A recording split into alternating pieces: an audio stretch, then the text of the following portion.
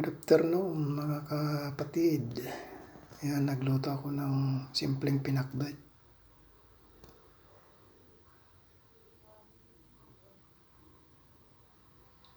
Para sa dinner ko mamaya.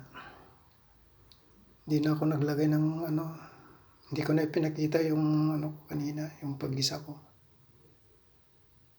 Kasi nahihirapan ako eh. Isang kamay tapos naghahalo yung isa, parang magulo. Hinintay ko na lang maluto bago ko binidyo.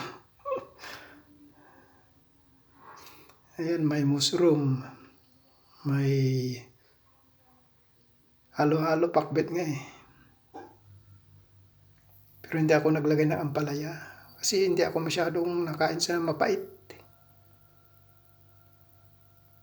Gusto ko siya pag torta nga na may itlog. Pero sa may sabaw, may mga kung ano, ayaw ko. Ewan ko ba. Parang hindi ko siya malunok. Yun siguro pag ayaw mo yung isang